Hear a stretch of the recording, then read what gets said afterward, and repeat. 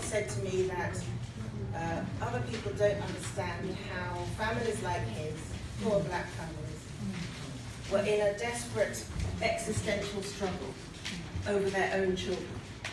There were people who wanted to use their children to take them away, and that you were fighting that as a black parent all the time. And we've heard about the stories that children who get involved in county lines have been told that they'll have money, that they'll have girlfriends, boyfriends, whatever they want. How on earth do we begin to challenge the story? To challenge the narrative that says that the violence is inevitable or unstoppable, and therefore that, you know, carrying a knife is even sensible. Because we know that solutions are slow things. They take effort, time and money. Not to mention faith and hope. While the violence is here right now, people want to respond, they want revenge, they want to take precautions. And many of our youth are immersed in an intense, completely short-term existence in which drugs and violence are constants, and they're not thinking about the future. One of my favourite poets, Christopher Lowe, put it in his poem War Music: believing they were whole while they were brave, that they were rich because their loot was great, that war was meaningful because they lost their friends.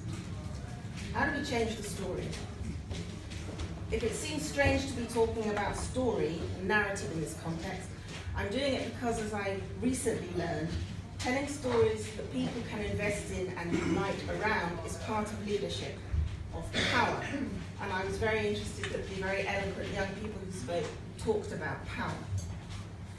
In his book, The Power Paradox, a well-known social scientist called Dacher Keltner, I think that's his name, set out 20 power principles about what power is, what it does to us to have power, and what it does to us to be powerless. Here are some of them. Power is about altering the states of others.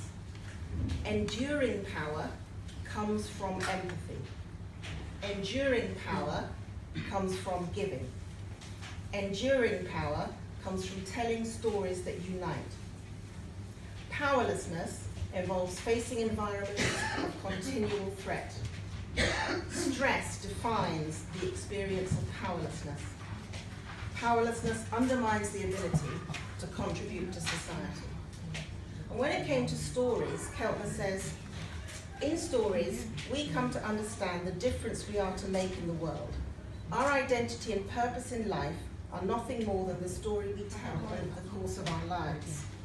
People who tell more coherent stories about their lives, with clear plot lines, characters, themes, and organising passions, are physically healthier and find greater purpose later in life.